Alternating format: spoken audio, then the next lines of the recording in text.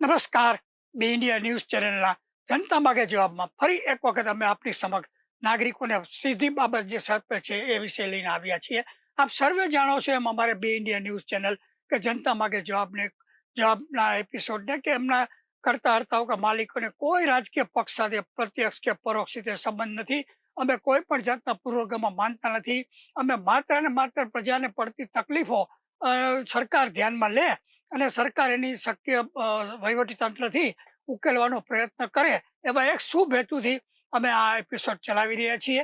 ન તો અમારે સરકાર સાથે કોઈ એની નીતિ રીતિઓ સાથે વાંધો નથી કે ન તો અમારા અધિકારીઓ સાથે કોઈ વાંધો નથી. માત્ર ને માત્ર પ્રજાની વેદના વ્યથા ને સરકારના વહીવટી તંત્ર સુધી પહોંચે અને સરકાર એમની શક્તિ મુજબ એમનો નિકાલ લાવે એવા એક શુભ હેતુથી અમે આ કાર્યક્રમનું આયોજન કરી રહ્યા છીએ. અને દર્શક મિત્રોને અમને ખૂબ ખૂબ સપોર્ટ મળી રહ્યો છે અને અવારનવાર દર્શક મિત્રો અમને આ વિષય જે પ્રજાને પડતી તકલીફો વિશેની વાત કરે છે તો અમે એમને પણ ધ્યાનમાં રાખીને વાત કરીએ છીએ. એટલે આજે પણ અમને જે દર્શક મિત્રોએ તાજેતરમાં જે ભારતભરમાં અને ગુજરાતભરમાં હંગામો મચાવી રહેલ છે એવા એક વિષયને લઈને અમે આવી રહ્યા છીએ, જેની વાત આપણે તમને વિસ્તૃતપણે હું માહિતી આપીશ કે દેશમાં કરોડો શેરધારકોની પરિસ્થિતિ અત્યારે કેવી છે. આપ સર્વે જાણો છો કે કરોડો અને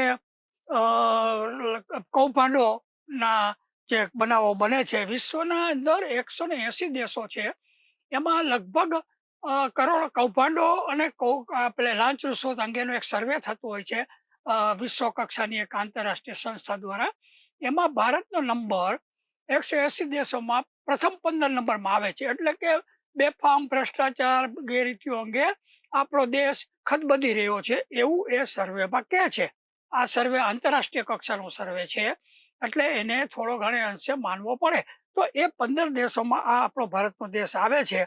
અને તમે વિચાર કરો કે આ રાવણના જે શ્રીલંકામાં ભ્રષ્ટાચારો હતા એના કરતાં રામ રાજ્ય કે જે અયોધ્યા નગરી બની છે, અયોધ્યા મંદિર બનેલું છે, એ અયોધ્યા નગરની અંદર અમિતાભ બચ્ચન સહિત ઘણા બધા ઉદ્યોગપતિઓ, ફિલ્મ કલાકારો જમીનો લઈ અને વ્યવસાય કરી રહ્યા છે. એમાં સામાન્ય બિચારા મધ્યમ વર્ગની તો કોઈ ચાંચ ડૂબતી નથી, પણ આવા બધા લોકો ત્યાં જમીનો અને બીજા બધા ધંધાઓ, હોટલો, ઉદ્યોગ કરીને કૌભાંડો કરી રહ્યા છે. એટલે આપણે એમ કહેવાય કે ભાઈ રાવણની નગરી કરતા રામની નગરીમાં ભ્રષ્ટાચાર વધી ગયો છે. આ દેશની અંદર કૃષ્ણના દાવપેચને આપણે મહાભારતમાં વાંચેલું છે કે કૃષ્ણના દાવપેચથી આખું મહાભારત કેવી રીતે જીતાતું, કેવી રીતે હરાતું હતું. તો અત્યારે ભારતની અંદર કૃષ્ણના દાવપેચને પણ ભૂલાવી દે એવી નીતિ અત્યારે તો અપનાવવામાં આવી રહી છે કે ભાઈ આપણે ભૂલી એવા રાજકારણીઓ અત્યારે કૃષ્ણ નીતિને પણ ભૂલાવી દે એવા દાવપેચ રમે છે. વારંવાર સત્તાધારી પક્ષ કહો કે સત્તાધારી રાજકીય પાર્ટી કહો, છેલ્લા મહિના 2 મહિનાથી હું જોઉં છું કે જીડીપી એટલે દેશનો ઉદ્યોગનો વિકાસ અને દેશની આવક વધી રહી છે એવી જીડીપીની વાતો કરે છે. મને અમારા એક મિત્ર છે ખાસ, એ અવારનવાર મને કહે કે જીડીપી એટલે હું, જીડીપી એટલે જી એટલે ગેસ, ડી એટલે આપણે ડીઝલ, એટલે પી એટલે પેટ્રોલ. એટલે પેટ્રોલ, ડીઝલ અને ગેસમાં જે ભાવ વધારો થઈ રહ્યો છે અત્યારે બેફામ, એને જીડીપી આપણે ખરેખર કરવાની નહીં કે વિકાસની જીડીપી. આ મોંઘવારી કેમ વધે છે એ હું તમને આવતા એપિસોડમાં કહીશ. એના કારણો પણ શું છે, ખરેખર એમાં સરકારની કેટલી જવાબદારી છે અને નાગરિકોની કેટલી જવાબદારી છે એની આપણે હવે પછીના એપિસોડમાં વાત કરશું.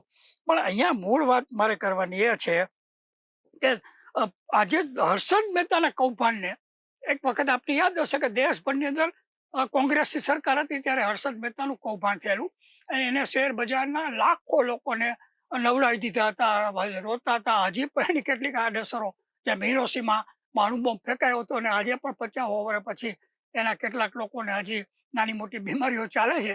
એમ હર્ષદ મહેતાના શેર બજારના કૌભાંડના કેટલાય ભોગ બનેલા મધ્યમ વર્ગના ગરીબ માણસો, નાગરિકો આજે પણ સજા ભોગવે છે. એ હર્ષદ મહેતાના જેને ચાર્જશીટ ચડે કેવા, અથવા હું તો કહું છું એના બાપા કહેવાય એવા રાજેશ એક્સપોર્ટ કોર્પોરેશનનું 15 લાખ કરોડનું કૌભાંડ અત્યારે બહાર આવી રહ્યું છે. એની વાત આપણે કરશું. આમ સીધી રીતે જોવા જાવ તો જે લોકો શેર બજાર સાથે જોડાયેલા છે પ્રત્યક્ષ કે પરોક્ષ, એને આ અસર કરી શકે એમ છે. અને ભારતમાં અત્યારે કદાચ હું માનું ત્યાં સુધી 15 કરોડ ઉપરાંત લોકો શેર બજારને પ્રત્યક્ષ પરોક્ષ રીતે જોડાયેલા છે. એટલે આપણે એવા લોકોને ધ્યાનમાં રાખી આજે આ વાત કરવી પડે છે કે દેશની અંદર કૌભાંડો તો થાય જ છે, ભૂતકાળમાં થતા હતા. સવાલ એટલો જ છે કે હવે એ કૌભાંડો થાય તો એને અટકાવવા, કેમ કે આપણે ભૂતકાળમાં જે કૌભાંડ થયેલા એટલે તો કોંગ્રેસની હકાલપટ્ટી કરી હતી કે ભાઈ આ કોંગ્રેસવાળા ઢીલા છે. ખરેખર કોંગ્રેસના સમયમાં જે કૌભાંડો થયા એ કંઈ સાબિત નહોતા થયા. તમે કોલસાનું કૌભાંડ જુઓ કે જે કાંઈ જુઓ, એ બધામાં સુપ્રીમ કોર્ટે બધાને નિર્દોષ ઠેરવી દીધા. અહીંયા એ પછીની સરકાર આવી એમાં કૌભાંડ ચાલુ રહે તો સામાન્ય જનતાને એમ થાય કે અમે કોંગ્રેસને કાઢીને બીજી પક્ષે લાવ્યા તો એ પક્ષથી પણ નૈતિક ને કાયદાકીય જવાબદારી બને છે કે એના રાજમાં સૌથી ઓછા ભ્રષ્ટાચારો બનવા જોઈએ. એના બદલે એમાં પણ એનાથી પણ વિશેષ બનતા જાય છે. એટલે નાગરિકો ચિંતા અને ચિંતનની ચર્ચાની ફરજ પડે કે ભાઈ આ દેશમાં આપણે મૂળ હેતુ શું હોય છે કે સામાન્ય મધ્ય વર્ગ ગરીબ વર્ગના નાગરિકોનું કલ્યાણ થાય એવી યોજનાઓ સરકાર મૂકે અને સીધો છેવાડાના લોકોને લાભ થાય એ સરકાર સારી. આજે મને પેટ્રોલ 50માં 60માં મળતું હતું, અત્યારે 100માં મળે છે, તો મારે એને વિકાસ ગણવો કે મારું અધપતન કરવું? વિકાસ કોનો? ઉદ્યોગપતિઓનો કે નાગરિકોનો? સામાન્યમાં સામાન્ય છેલ્લા નાગરિકને જો 50 રૂપિયા ડીઝલ મળતું હોય એને હું વિકાસ ગણું. બાકી તમે મોટા મોટા ઉદ્યોગપતિઓ કરોડોપતિઓ અને લાભ થાય તો એનાથી સામાન્ય નાગરિકોને કોઈ ફાયદો થતો નથી, તો એને હું વિકાસ ગણતો નથી. કોઈ પણ સરકાર હોય, કોંગ્રેસની હોય, ભાજપની હોય, ડાબેરીની હોય, શિક્ષણ, પીવાનું પાણી, આરોગ્ય અને ભોજન અને રહેઠાણ આ સૌથી, હું તો કહું છું આરોગ્ય શિક્ષણ તો સંપૂર્ણ મફત હોવું જોઈએ, ભોજન પણ મફત હોવું જોઈએ, આવાસ અને બીજી જે સવલતો છે એ સૌથી ઓછા ખર્ચમાં લોકોને મળવી જોઈએ. આ વાત આજે સરકારમાં કેટલે અંશે સફળ થઈ છે કે નહીં એ પછીની વાત છે. આજે આપણે જે મુખ્યત્વે વાત કરવી છે એ મેં કહ્યું એમ રાજેશ એક્સપોર્ટ કંપનીએ 15 લાખ કરોડનું કૌભાંડ આચરેલ છે. એની વિગતો દેશભરના ટીવી મીડિયામાં અને ઇંગ્લિશ, ખાસ કરીને ઇંગ્લિશ પેપરોમાં આવી રહી છે. ગુજરાતમાં હજી એ લોકોએ એનું ધ્યાન પડેલું નથી કે એના પેપરોની અંદર એટલું બધું હજી આવ્યું નથી, પણ આપણે એની વાત આજે આપણે કરશું. ગુજરાતને દેશભરમાં મોડેલ રાજ્ય તરીકે જાહેર કરવામાં આવતું હતું ને આવે પણ છે. ગુજરાતની અસ્મિતાની વાતો પણ કરવામાં આવતી હતી અને આજે પણ કરવામાં આવે છે. કોઈ પણ રાજ્યની સારી વાત હોય તો તેને આવકારવાની જ હોય, પરંતુ છેલ્લા અઠવાડિયાથી મૂળ ગુજરાતી એવા અબજોપતિ ધંધાદારી રાજેશભાઈ મહેતાનું વ્યવસાયિક કૌભાંડ બહાર આવેલ છે. ત્યારથી સમગ્ર દેશ અને વિદેશમાં ગુજરાતીઓની અસ્મિતા અને ગુજરાતીપણા વિશે પણ શંકા અને કુશંકાઓ સર્જાવા લાગી છે. જેમ દેશમાં આતંકી હુમલાઓ થાય છે, અરાજકતા ફેલાવવાના પ્રયાસો થાય છે, ત્યારે તમામ માટે લઘુમતીઓને જવાબદાર ગણવામાં આવે છે અને કંઈક અંશે સાચું પણ હોય છે.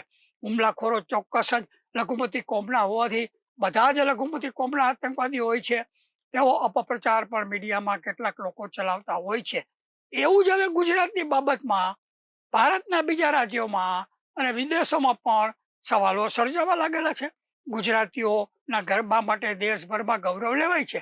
ગુજરાતી ઉદ્યોગપતિઓ મુકેશભાઈ અંબાણી, ગૌતમભાઈ માટે પણ ગૌરવ લેવામાં આવે છે. ભારતના રાજકારણના બે તાજ બાદશાહ ગણાતા નરેન્દ્રભાઈ અને અમિતભાઈ માટે પણ ગુજરાતીઓ ગૌરવ લે છે, તે સ્વાભાવિક છે. ફિલ્મ એક્ટર સંજીવ કુમાર માટે પણ આજે પણ ગુજરાતીઓ અને સમગ્ર ભારત ગૌરવ લે છે. અરુણા ઈરાની માટે લે છે. પરંતુ ગુજરાતના કમનસીબે મૂળ ગુજરાતી એવા રાજેશભાઈ મહેતાનું લગભગ 15 લાખ કરોડનું કૌભાંડ ભારત સરકારની સેબી સંસ્થાએ પકડેલ છે. તેના માટે ગુજરાતીઓનું માથું ઝૂકી જાય છે.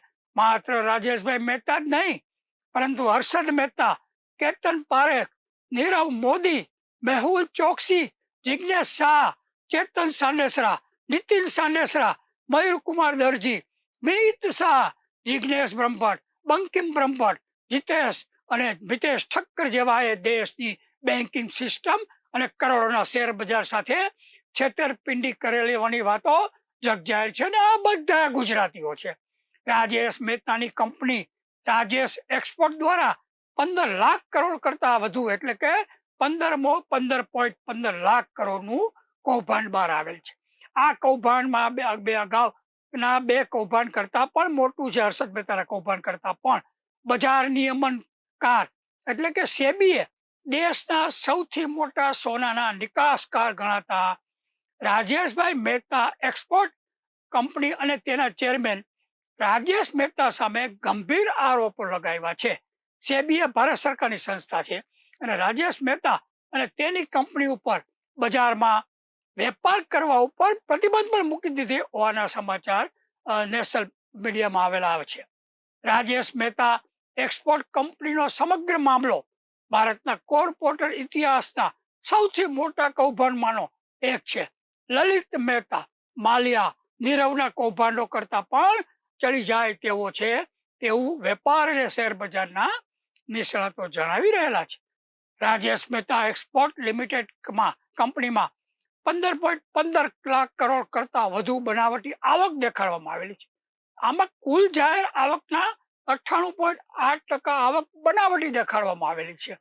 100 કરોડના સોના ઉપર સામાન્ય રીતે 1 કરોડ રૂપિયા મજૂરી મળી શકે છે, પરંતુ રાજેશ એક્સપોર્ટ કંપનીએ 100 કરોડના સોના ઉપર 100 કરોડની મજૂરીની આવક દર્શાવી દીધી. હા, બોગસ.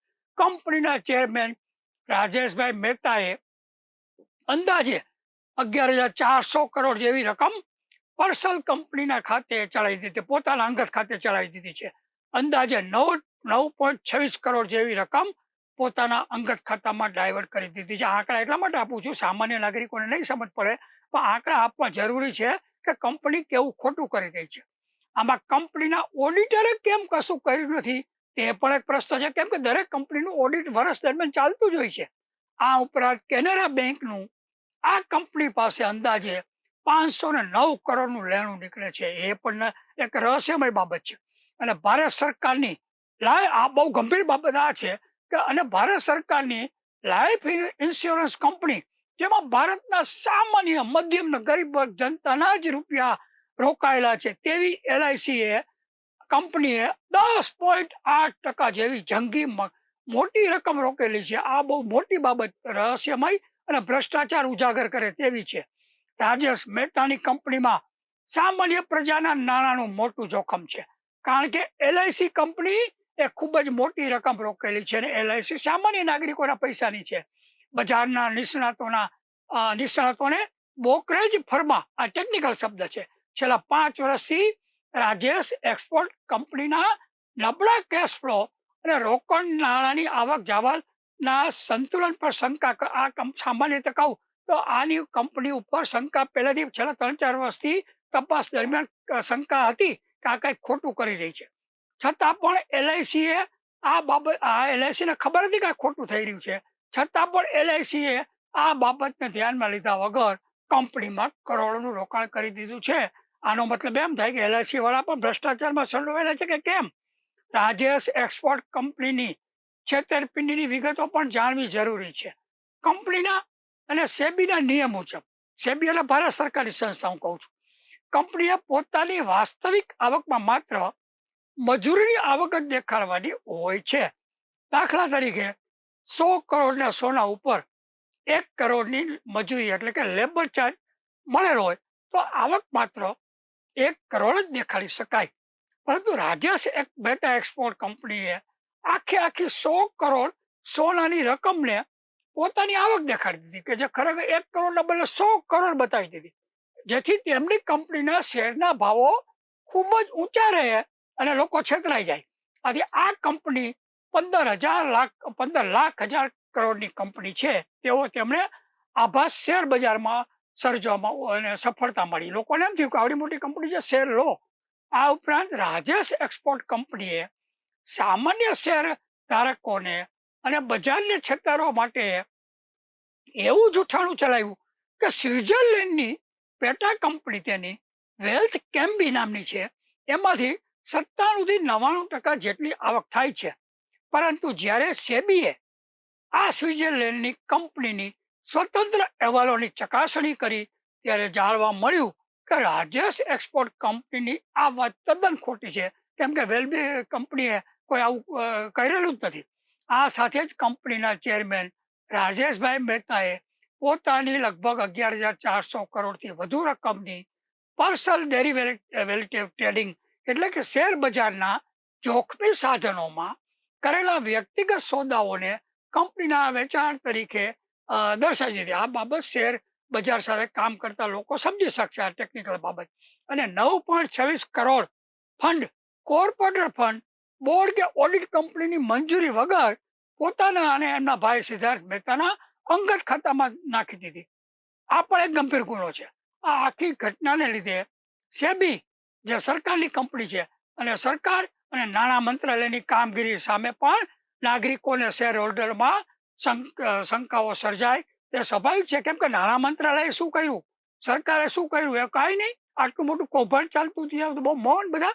આમ 15 લાખ કરોડ જેવી રકમ વર્ષો સુધી સિસ્ટમમાં ખોટી રીતે ફરતી રહે છે. ત્યારે સરકારી એજન્સીઓ કેમ નિષ્ક્રિય છે? સીબીઆઈ, ઈડીઆઈ મોટે ઉપાડે મોટી મોટી વાતો કરતી હતી. આ 15 લાખ કૌભાંડની અંદર ક્યાં ગઈ ઈડી સીડી? એનો મતલબ એમ થયો કે નાણાં વિભાગ સહિત બધા સંડોવાયેલા છે. કંપનીના વ્યવહારો નિયમિત તપાસોમાં અને ચકાસવા માટે ઓડિટર દર વર્ષે બેલેન્સ શીટ કેવી રીતે પ્રમાણિત કરતા રહ્યા એ પણ, કેમ કે આવા મોટી કંપની હોય એના ઓડિટરો દરરોજનું ચેકિંગ કરતા હોય છે. તો આ 3 વર્ષથી ચેકિંગ કરેલાના રિપોર્ટ કેમ બહાર ન આવ્યા? કે ઓડિટરોએ પણ પૈસા ખાઈને ખોટા રિપોર્ટ આપ્યા? એટલે કે ઓડિટર્સ જાણતા હોવા છતાં ખોટું ચાલવા દીધું તેમ માની શકાય. આમ છતાં national financial reporting authority Bharat સરકારની અને NRFIA જેવી સરકારી સંસ્થાઓએ પણ પ્રમાણમાં નિષ્ક્રિય રહેલ છે તેમ માની શકાય છે. આવી ગંભીર પરિસ્થિતિના કારણે સેબીએ પ્રમોટર્સ ઉપર ટ્રેડિંગ પ્રતિબંધ મૂકવા ઉપરાંત એટલે કે ખાતાઓની ઊંડી વૈજ્ઞાનિક તપાસના હુકમો કરવા પડેલા છે. આમાં આ કૌભાંડ ભૂતકાળના સત્યમ કૌભાંડ અને હર્ષદ મહેતાના કૌભાંડની યાદ અપાવે છે.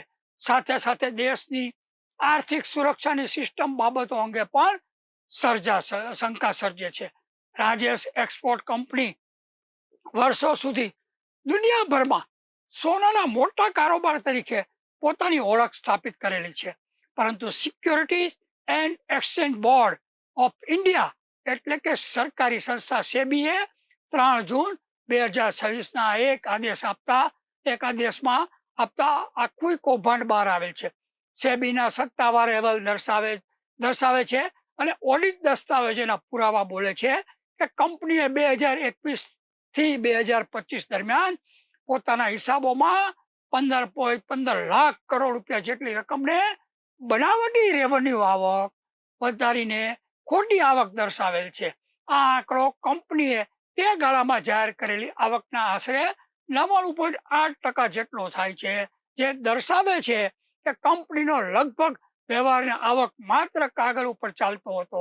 વાસ્તવમાં કંપનીને આવી કોઈ મોટી આવક થઈ જ નથી.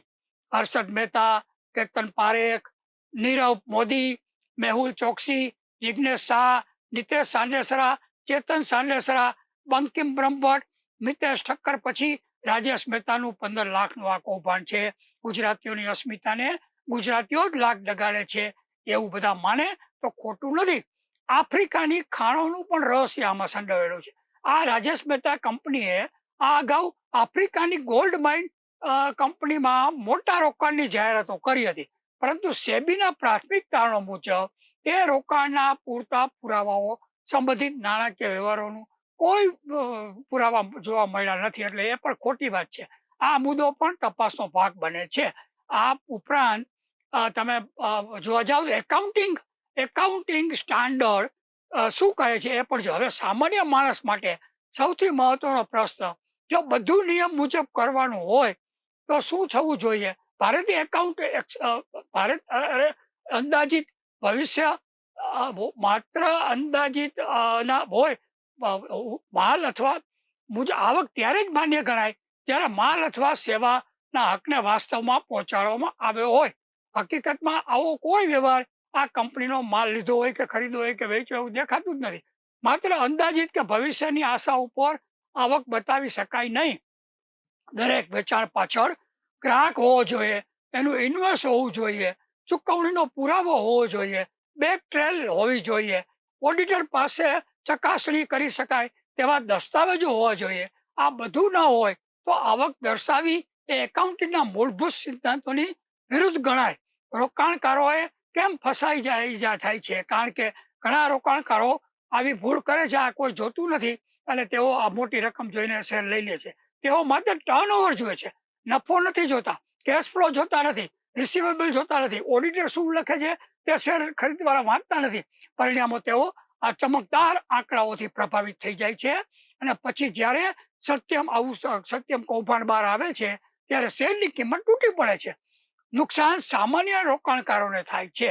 કેતન પારેખ કાંડમાં ની સરખામણી કરીએ તો મિત્રો, ભારતમાં આપણે આ પહેલી ઘટના નથી. 2001માં કેતન પારેખ કાંડ સામે આવ્યું. કેતન પારેખે ચોક્કસ શેરોમાં કૃત્રિમ અગાઉ શેરોની ભાવ વધારો કરેલો હતો અને રોકાણકારોને આકર્ષી હતા ખોટા ભાવો દેખાડીને. પછી બજાર તૂટી પડ્યું. હજારો રોકાણકારોની બચત બળી ગઈ હતી. આજે પણ મેં કહ્યું ઘણા લોકો નુકસાનને ભૂલ્યા નથી. ત્યારે શેરોના ભાવોમાં રમત રમાઈ હતી કેતન પારેખ વખતે. આજે ટ્રસ્ટના નાણાકીય આંકડાઓની વિશ્વસનીયતા ઉપર ઉભો થયો છે રાજેશ પિતા નિકમ. બંને કિસ્સાઓનું સમાન સામાન્ય રોકાણકારોને અસર થાય છે. ન્યાયમાં સામાન્ય નાગરિકોનું નુકસાન. ઘણા લોકો વિચારતા હશે કે રાજેશ એક્સપોર્ટમાં આપણે તો શેરો ખરીદ્યા જ નથી, તો આપણને શું ફરક પડે? પરંતુ સત્ય એ છે કે આવક કૌભાંડમાં માત્ર શેર ધારકો જ નહીં, સમગ્ર દેશના કરોડો લોકોને અસર કરે છે. સૌથી પહેલા સીધી અસર થાય છે કંપનીના શેર ધારકો ઉપર. જો કોઈ રોકાણકાર હોય, રાજેશ એક્સપોર્ટમાં શેર ખરીદ્યા હોય અને સેબીની કાર્યવાહી બાદ શેરના ભાવમાં ભારે ઘટાડો થાય તો તેના રોકાણની કિંમત સીધી ઘટી જાય છે. ધારો કે કોઈ વ્યક્તિએ 10 લાખ રૂપિયાના શેર ખરીદ્યા હોય આ કંપનીના અને શેર 70% તૂટી જાય તો એક સંપત્તિ 10 લાખમાંથી માત્ર 3 લાખ રૂપિયા રહી જાય છે. આમ શેર રોકનારના પૈસા ગુમાવે છે. પણ આ તો માત્ર શરૂઆત છે. આમાં એલઆઈસી, મ્યુચ્યુઅલ ફંડ દ્વારા અને આડકતી રીતે જે લોકો રોકાણા છે એ મિત્રો, એ ભારતમાં કરોડોના સીધો શેર બજારના રોકાણથી નુકસાન જાય છે. એલઆઈસીની પોલિસી લે છે, મ્યુચ્યુઅલ ફંડમાં એલઆઈસી જે રોકાણ કરે છે, એનએફસીમાં પણ રોકાણ કરે છે. આ બધું ઈએફપીઓ સંસ્થા મારફતે નિવૃત્તિ માટે બચત કરે છે. જો આ સંસ્થા આવો કોઈ કંપનીમાં રોકાણ કરે કે જ્યારે પછી કોઈ કૌભાંડ બહાર આવે તો નુકસાન સામાન્ય નાગરિકો સુધી પહોંચે છે. રાજેશ એક્સપોર્ટમાં મેં કહ્યું વારંવાર, એલઆઈસીનો લગભગ 10.8% હિસ્સો હોવાનું જાહેરમાં માહિતીમાં દર્શાવવામાં આવ્યું છે. એટલે એલઆઈસીના પૈસા આખરે તો પોલિસી આધાર કોના પૈસા છે, જેમાં ખેડૂતના પૈસા રોકાયેલા છે, મજૂરના છે, શિક્ષકના છે, સરકારી કર્મચારીઓના છે, નાના વેપારીઓના છે અને ગૃહિણી બહેનોના પણ છે. આથી આવા કૌભાંડોની કિંમત આખરે તો સામાન્ય નાગરિકોએ ચૂકવવી પડે છે. ભારતમાં કેટલાક લોકો શેર બજારમાં રોકાણ કરે છે એવી પણ એક વાત છે. એક સમય હતો જ્યારે શેર બજારમાં માત્ર મોટા ઉદ્યોગપતિઓ અને બ્રોકરોની જે રમત માનવામાં આવતું હતું, પરંતુ આજે સ્થિતિ બદલાઈ ગઈ છે. એનએસસી એટલે નેશનલ સેબી અને સેબીના તાજેતરના આંકડા મુજબ ભારતમાં લગભગ 22 કરોડથી વધુ ડીમેટ એકાઉન્ટ ખુલ્યા છે, જ્યારે અંદાજે 11 થી 12 કરોડ જેટલા અનન્ય બીજા રોકાણકારોએ શેર બજાર સાથે સીધા અથવા આડક રીતે જોડાણ કરેલા છે. મ્યુચ્યુઅલ ફંડ ઉદ્યોગમાં પણ 5 કરોડથી વધુ એસઆઈપી એકાઉન્ટ સક્રિય છે. એટલે કે જે શેર બજારમાં કોઈ અમીર લોકોની રમત નથી રહી. આ દેશના મધ્યમ વર્ગના અને ભવિષ્યમાં મહત્વનો ભાગ બની ગયું છે મધ્યમ વર્ગ. તેથી આવા કૌભાંડની અસર લાખો નહીં પરંતુ કરોડો પરિવાર સુધી પહોંચી શકે છે. ઓડિટર અને રેગ્યુલેટર ઉપર પણ પ્રશ્નો ઉપસ્થિત થયા છે. આ કેસમાં એક પ્રશ્ન સૌથી પૂછાઈ રહ્યો છે કે જો સેબી થોડા મહિનાની તપાસમાં આટલી મોટી ગેરરીતિઓ શોધી શકે તો 6 વર્ષ સુધી કંપનીના ઓડિટરોએ શું કર્યું? કંપનીના ઓડિટરો પણ ભ્રષ્ટાચારમાં સંડોવાઈ ગયેલા કે શું? દર વર્ષે બેલેન્સ શીટ પર સહી કરનારાઓ ડિરેક્ટરે શું કશી તપાસ જ ન કરી? જો કંપનીની 97 થી 99% આવક ખોટી કંપનીમાંથી આવતી હોવાનું કહેવામાં આવતું હતું તો તેની સ્વતંત્ર ચકાસણી કેમ ન થઈ? એનએફઆર જેવી સંસ્થાઓ સરકારી કશું કરી શકી નહીં. આ પ્રશ્નો જવાબ માટે દેશના કોર્પોરેટર ગવર્નર માટે અત્યંત જરૂરી છે. શક્તિશાળી હર્ષદ મહેતાએ બીજા બજારના ભાવો સાથે રમત રમી. કેતન પારેખે ચોક્કસ શેરોમાં કૃત્રિમ તેજી ઊભી કરી. સત્યમ કૌભાંડનું આંકડાઓ વધારી બતાવવામાં આવ્યા. નીરવ મોદી અને મેહુલ ચોકસીના કેસમાં બેન્કિંગ સિસ્ટમ ઉપર પ્રશ્નો ઉભા થયા અને હવે રાજેશ એક્સપોર્ટ કંપનીના જાહેર કરેલા રેવન્યુ અને વાસ્તવિક વ્યવસાય વચ્ચેના સંબંધ અંગે ગંભીર પ્રશ્નો ઊભા થયા છે. અને આ પદ્ધતિ પણ એવી જ છે. નામ અલગ અલગ હોઈ શકે, પરંતુ દરેક કૌભાંડમાં એક વાત સામાન્ય છે: નુકસાન આખરે સામાન્ય માણસનું જ જવાનું છે. કોઈનું પ્રોવિડન્ટ ફંડ જાય છે, કોઈનો સીપ ઘટે છે, કોઈનું LIC નું મૂલ્ય ઘટે છે, કોઈની જીવનભરની બચત ડૂબી જાય છે. અને શેર બજારમાં સૌથી મોટો આધાર માત્ર પૈસા નથી, વિશ્વાસ છે. અને જ્યાં વિશ્વાસનું જ તૂટે છે, ત્યારે માત્ર એકાકી પણ નહીં, સમગ્ર અર્થતંત્ર ગવાઈ જાય છે. આમ આપણે જોયું કે આજે દેશના 20 કરોડ શેર બજાર ધારકોનું જે મુશ્કેલીમાં આવી ગયા છે, એ આ રાજેશ એક્સપોર્ટ મહેતાની કંપનીને કારણે હવે પછી ભવિષ્યમાં તપાસ થાય તો કેટલા લોકોને અસર થશે એની વાત છે. નમસ્કાર. જય હિન્દ, જય હિન્દ, જય જય ગરવી ગુજરાત.